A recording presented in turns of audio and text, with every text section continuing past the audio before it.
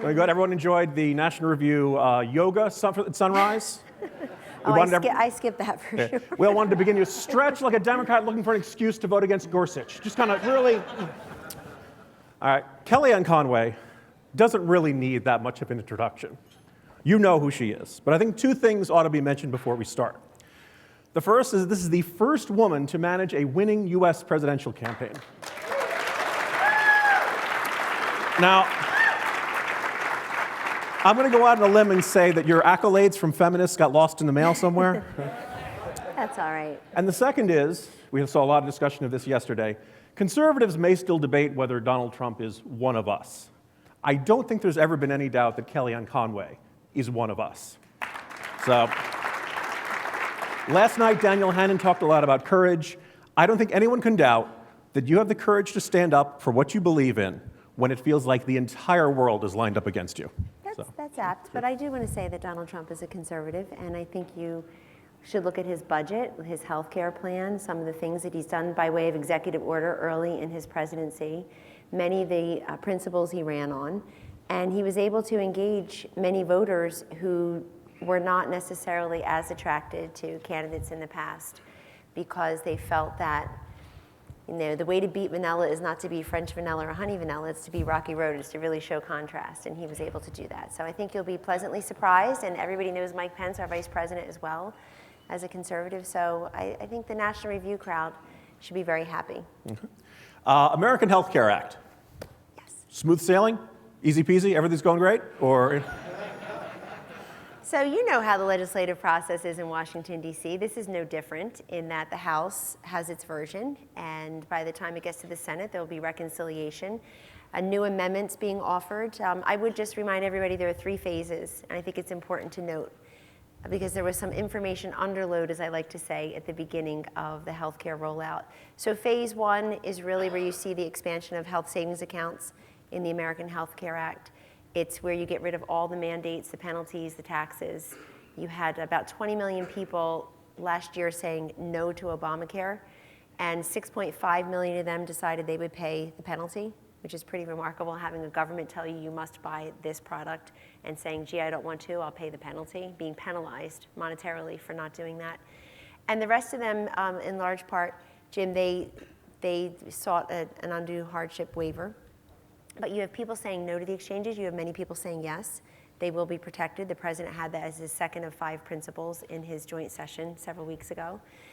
You also will see a continuation of coverage for pre-existing conditions and people staying on their parents' health care plan until 26, 2 very popular initiatives that's been around in this entitlement that's almost 7 years old. Phase 2 is the regulatory framework, where Secretary of HHS Tom Price has great latitude to go ahead and really take a look at every rule and regulation and decide whether it hurts or helps patients. If it harms patients, it's out of there.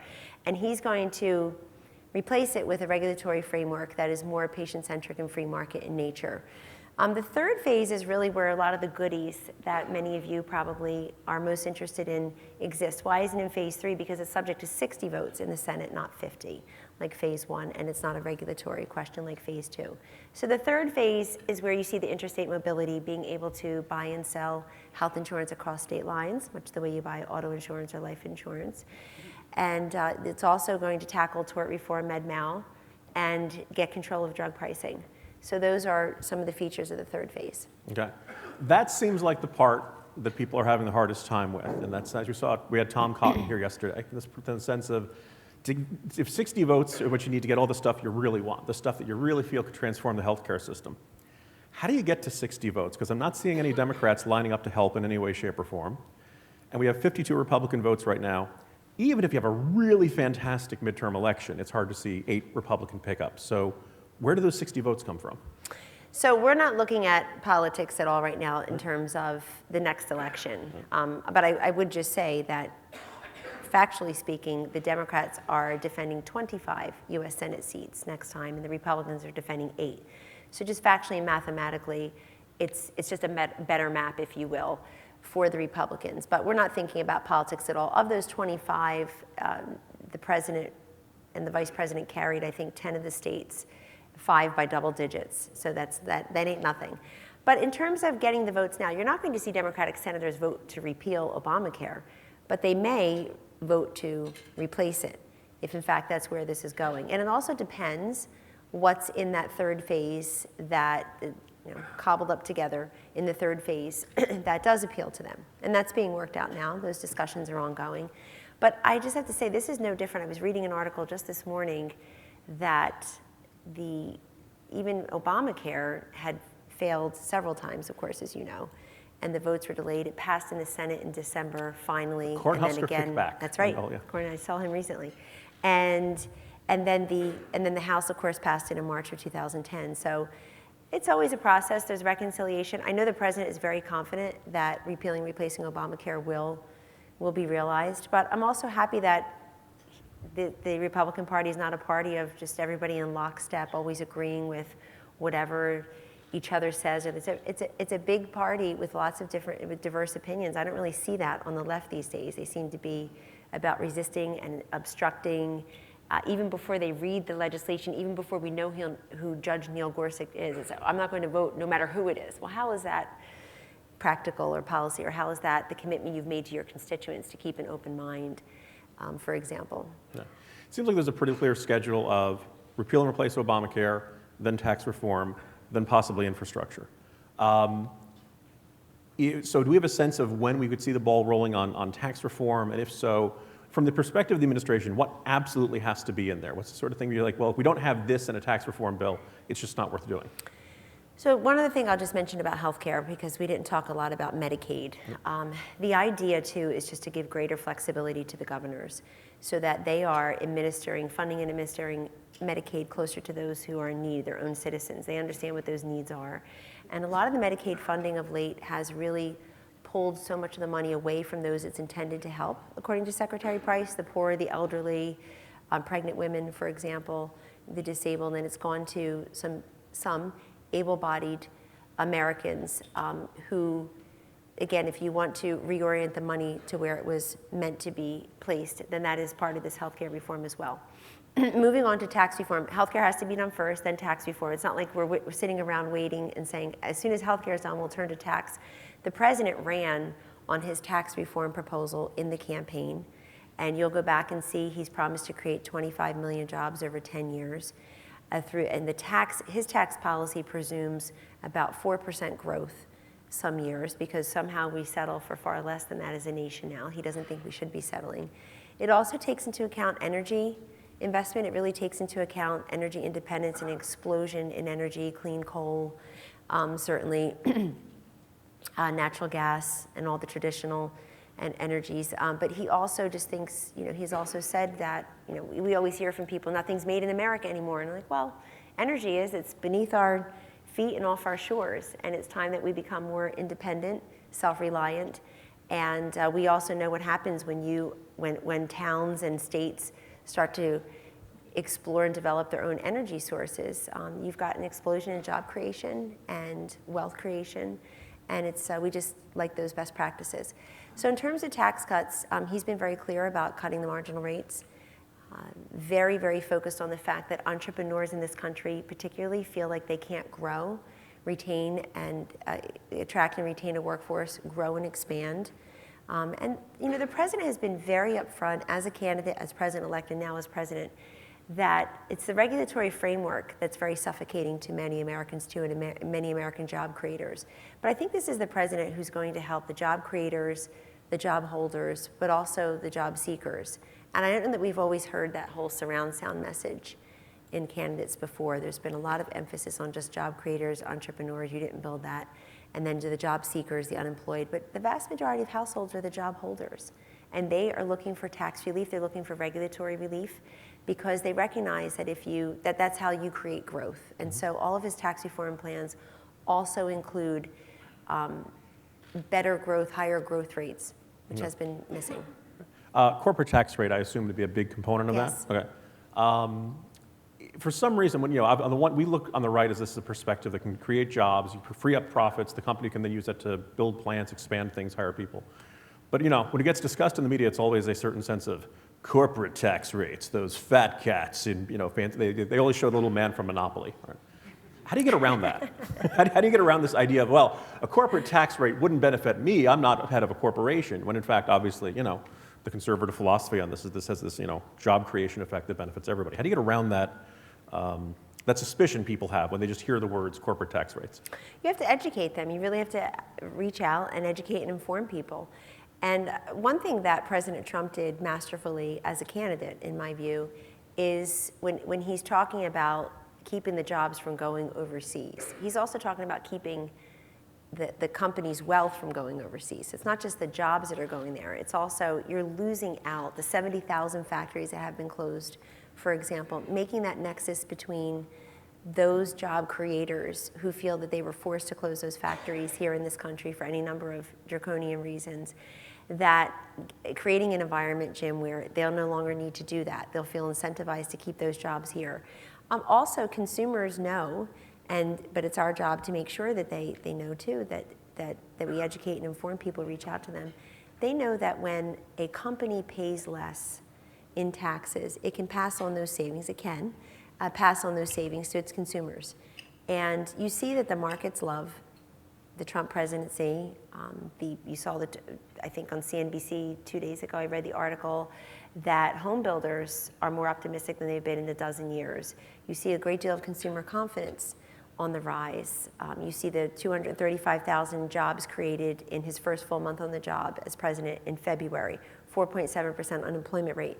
So the metrics that matter are going in the right direction, and people will start to, and that's really how his presidency will be judged in the short term and long term, frankly, is did people feel like they were more financially secure, they had more economic freedom, and that also includes the employers. I also think taking the word corporate, as you say, ends up being a big bad word, and reminding people these are employers. Some will call them, dismiss them as corporatist, and those are usually people who are employed by corporatists, by the way, more and more, and making sure that people look at them as who they are, which is job creators and employers. Okay. You joined the Trump campaign around midsummer after a little bit of tumult in the campaign management. So you've actually been in this world, or you know, on this for less than a year. I want to know, in that stretch of time, what your best day has been and what your worst day has been, and what went through your mind through each of those days. My best day had to have happened at 2:30 a.m. on November 9th when I would think that was our best day. Mm-hmm. I like to say, Jim, it was a victory shared by many, but it's a future shared by all. Mm-hmm. And I say that mostly to our quote, never Trump friends, because it's just, this is a future shared by all, and we appreciate everybody's support in orienting that way. I mean, a lot of days, if you feel down about something, you can remind yourself who's not president, and it really does help.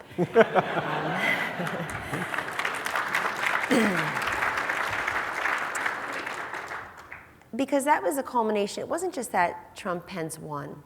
I was so proud of pieces of the electorate who for years, decades in fact, had told pollsters, I want to vote for somebody who's not of politics. I want to vote for somebody who has experience but outside of Washington.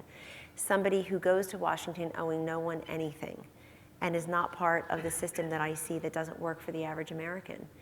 And they made good on that promise. And it's very difficult as an American to really make good on your unrequited love affair with change and choice and revolution and new things. You know, a lot of people aren't really willing to exercise those choices, make those changes in their own lives. So the fact that they would do that in the political system was pretty remarkable. And I like the way Trump-Pence won, which was with a fraction of the personnel and a fraction of the budget. At fraction of the budget, believe me. It forces you to be creative and innovative and really cohesive with the team and with the candidates.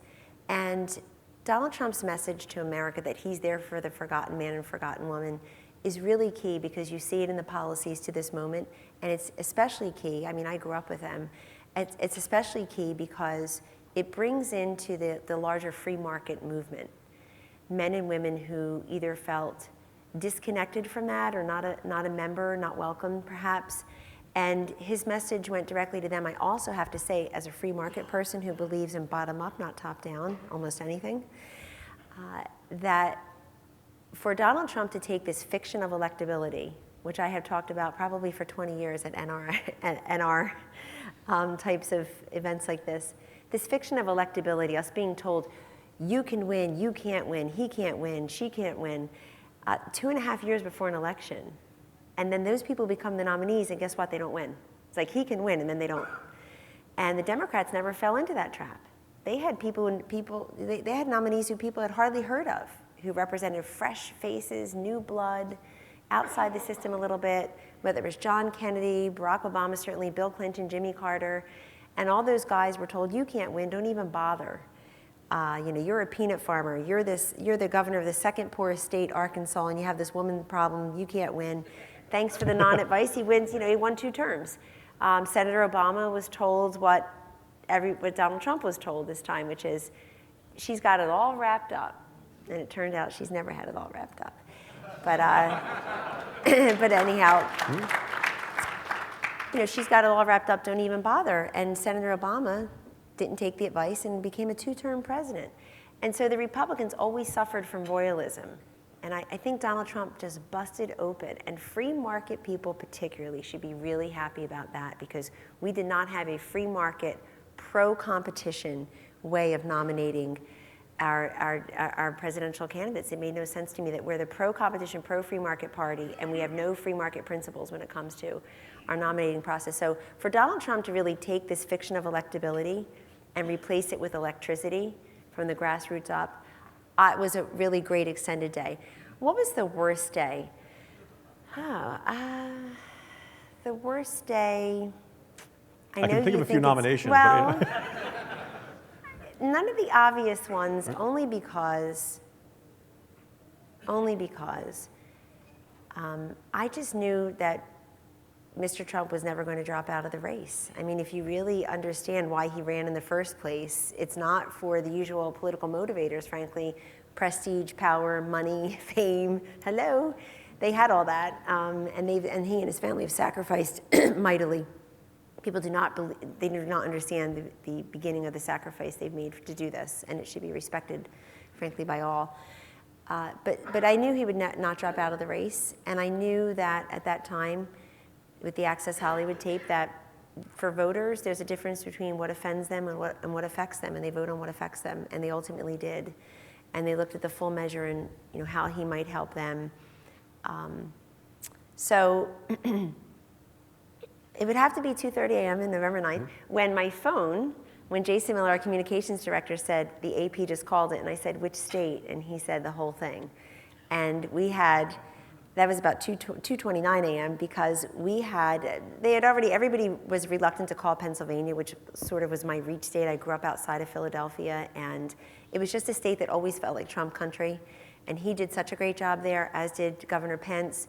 Mrs. Trump, our new First Lady, went there. Ivanka Trump, all the kids went there. Tiffany went to school there. She was campaigning there. Don Jr., everybody was there. So much in Pennsylvania. And it just felt like the Trump message would work in Pennsylvania. But the networks were reluctant to call Pennsylvania because it had 20 electoral votes, and that would sort of disprove everything they had said for years and hours before the election. But when we had agreed the night before, Robbie Mook had agreed the night before through an email to me, Hillary's campaign manager, that within 15 minutes of the AP calling the race for Secretary Clinton, they would wait 15 minutes, and then she would take to the podium and declare victory. So he was basically saying that you have 15 minutes for Mr. Trump to get out there. She's going to declare victory either way. And then he said, in the event that Mr. Trump wins,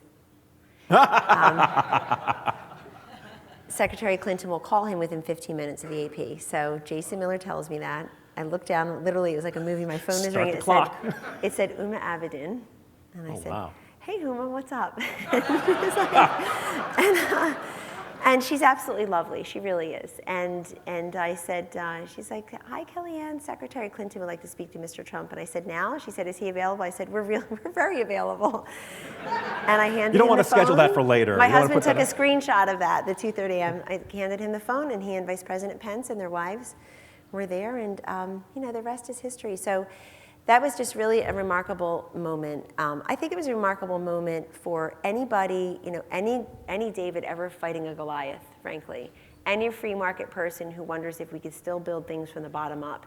anyone who is ever being forced, and you all have, to be impervious to their naysayers and critics. I think the fact that he was so impervious to his naysayers and critics most of the time was really key. How many times in the past, let's say 8 months or so, have you wanted to get his phone and change the Twitter password? 0. Really? Yes, and I'll tell you why. 0. I would note, by the way, that many of the same people who were suggesting that to me during the campaign, take away his phone, take away his Twitter, and I say, I would absolutely never do that. I respect him. He's a grown man. This is the way he wants to communicate. That would never have been my thing, and he knows that. But those same people now will say, hey, I'm wondering if the president could tweet the following, or retweet the following. All of a sudden they like it. And by the way, they should not be asking me that. But in any event, I just ignore it. But in any event, I would say that, and the president says this regularly, I think he said it to Tucker Carlson in the interview that he provided from Michigan where we were on Wednesday. He doesn't think he'd be in the White House without his social media platforms because, now these are my words, it allowed him to communicate directly with people. And I think a lot of the mainstream media don't like it because he's cutting out the middleman. So now with his social media platforms, Facebook, Twitter, Instagram, everybody sees his message at the same exact time. And that's whether you're a stay-at-home mom tending to your children, a plumber on the job reading your phone, the sort of cosseted, protected billionaire CEO having other people read Facebook, Twitter, and Instagram for them and tell them what's going on, the academic in the ivory tower. It's the democratization of information. And the fact that people can see it all at the same time is another way of communicating with a forgotten man or forgotten woman. He communicates and connects directly with them. I frankly have never seen anybody do it as brilliantly as he does. I'm not saying just on social media, I'm just saying directly. And this is, that's going to continue. You've been in Republican politics for a long time, and you're political famous. With the election of the president, I imagine you're really living in the fishbowl. What's that like? I can only imagine. I've seen the grief you get, the criticism. Every comment you get is dissected. Is that sort of thing where you're like, oh my God, what has my life turned into? Or I no longer eat the ice cream right out of the container because it'll go viral. Somebody's watching, but well, is the microwave watching? Yeah, nobody could take a joke either. But that is definitely true. Humorless Washington. You made that comment, and I remember thinking, like, maybe she knows something that the rest of us don't about microwaves. That, like, I know. Defrost gives it both video and audio, or something. I know plenty that others don't, but that's okay. That's my job, and the president certainly knows a heck of a lot more than any of us know, which is the way it's meant to be. So, on your question about the fishbowl. I don't consider myself famous. I don't consider myself a celebrity because I was a pollster who went on TV once in a while. And I really did just try to bury my head for decades and build this firm. And I had it for 21 and a half years. Very happy that the conservative movement was a big staple of my client base over decades. And then I happened to run a campaign and go on TV a lot, and he got elected. By the way, I get a lot of credit. We had a magnificent team, and I think 2016 also proves that in addition to a magnificent, small, cohesive team where we're all in the foxhole together and are there now in the foxhole together, there is really no substitute for quality candidates who know how to connect and communicate with people. You simply CEG Hillary Clinton. I mean, you can't make this up. You can't pretend it away. You have to have a message. The message is not you're bad and I'm not you. You have to have a message that works for people and that they understand and relate to and that's accessible and compelling. So the fishbowl is very hard on my children most of all because they certainly didn't ask for it and they're 12, 12, 9, and 7. And it's truly not fair to them. I'm not one of these Hollywood celebrities who post pictures of them on Instagram. We had a local county magazine into our home this past Sunday in New Jersey for a Mother's Day cover story that's supposed to run in about a month and a half. And instead, the people who took the pictures put them online that night. And they are a guest in my home. These are my children. And yes, we allowed it for a county magazine, not to then wake up the next morning and see them all over the globe. I had a friend in Hungary sending them to me. So it's hard on them. I have 24/7 Secret Service. I don't think they would be there if they didn't have to be. They're absolutely amazing, amazing men and women, professionals. But at the same time, it's the world we live in. And I'm there to help in my small way the president and the vice president have an impact on real people. And I know they already are, and I know that they will continue to be. I struggled with going inside. I was very public about that because I'd be asked about it even though I didn't want it to be about me. But my kids are bad ages for that. And be very frank with you, I was staring at a gold mine to stay outside, and it took me a while to avert my gaze. I'm a free market girl, capitalist. But I decided ultimately in discussing it with the president, the vice president, their spouses, others who have served in administrations, that the place to have impact is there. And we really want to do that in quite quick order. So you talked a moment ago about how the Trump campaign ended up really transforming the way campaigns are. They didn't need necessarily all the financial advantages that everybody thought they did. It's I kind of wonder, are Republican candidates in 2018, if there are other Republicans out there who are like, I'm going to do it, I'm going to run for office, are there lessons they can take from this? Or is there some of this, like, look, he's Donald Trump. He's already famous. He's already well known. He's already got this brand image connotated with wealth and success and all that kind of stuff, that if you're, Joe from Ohio, it may or may not work for you. So if a Republican candidate said, what lessons should I take from this campaign? What would you tell them? I would tell them that the old saw of what works in politics is still the same, Jim, which is message, messenger, and delivery. But delivery is less a style now and more a system. I think the Donald Trump style was very compelling to many voters because he's just a larger-than-life force of nature who was known to people from outside of politics already. But don't forget about his message. And when he started to talk about policy from the stump as well, he would say, here's my 10-point plan to reform the Veterans Administration. And he has a 10-point plan to do that. But he also would put a lot of his personal flourish in there. And I watched him do it directly. It's his pen who crosses out sections, who writes things. He certainly did it with the joint session recently, where he is saying, these are his words, if we don't take care of our veterans, who are we as a nation? And you have people who have never voted or never voted Republican in their lives nodding their head emphatically with that very simple, non-political idea of decency, of right versus wrong, not right versus left. So I would tell people, sure, you can have your 10-point plan, your 4-point plan to combat radical Islamic terrorism, your 5-point plan to reform the tax code, but you also have to tell people why you're doing this and what it really means in the larger picture. And also, he had a great deal of humor out in the stump, if you go back. He really had a good time. A lot of candidates look like they're getting a root canal. He had a really great time out there. And never seemed like, if it didn't work out for him, that he was going to self-destruct in 12 seconds or less, that he had something else to do and somewhere else to go. And even though people knew he was making a commitment to them in running, that it was very refreshing to many candidates that he didn't need this, that he was doing it for the right reasons in their estimation. The other thing I would say to you is that, people talk constantly about the value of being a non-politician, but more succinctly, he did not erect a traditional campaign. He built a movement. And it's easier for people to feel like they're part of a movement than a member of a campaign. And that, because it's a movement, it's less about money and fundraising. It was less about special interests. It was less about Washington speak. And then also, I think he was willing to call out the right boogeymen. If you look at the approval ratings of different industries, he was able to run against them and point out when they were being unfair to him or when they weren't working for we the people. And he was quite effective in doing that as well. So I would advise them to run their own races. I'm not sure the traditional route is unattractive anymore. If you're a state senator or if you're a member of Congress, you want to run for governor or senate, I think that traditional route still has merit. People like that you have experience.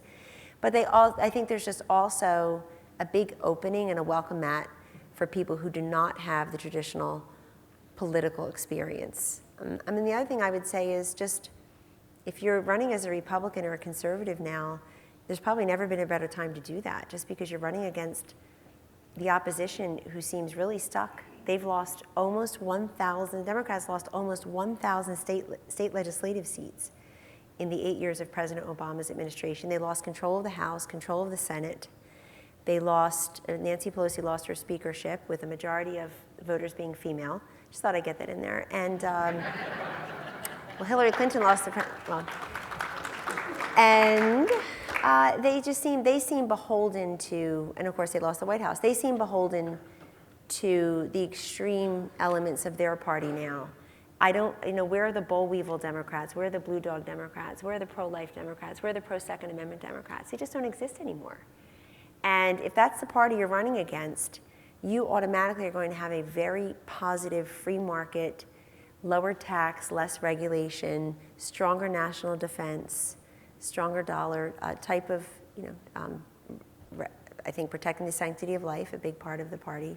And look, I just have to say, to have a Manhattan male billionaire who for much of his life was pro-choice give the most impassioned defense of life in the October 19th debate that I've ever heard, I thought was pretty remarkable. And he followed 15 days earlier his vice presidential running mate do the same in his debate, Mike Pence against Tim Kaine. So that's actually, I think that too showed a great deal of contrast. The last thing I would say is putting out the specific list of 20, and it was a supplemented list in September, putting out the specific list of 20 men and women whom he would consider nominating to the Supreme Court mattered to some of the fence-sitting voters because it was specific. And you can look at the list and you can learn about the judges on your own or through what we were releasing on the website. And that mattered to people. That mattered very much to people, that it wasn't just judicial philosophy, but they were actually judges on the list. And he made good on that promise by nominating Judge Neil Gorsuch. Okay. I think I speak for everybody. I wish they could go on all day, but they hold up 3 signs. 5 minutes, stop, and the Secret Service is mad at you. So I think we have to wrap They're this the up. best. Ms. Conway, thank you very much for your time. Oh, thank you. Thank you very much. Appreciate it. Thanks.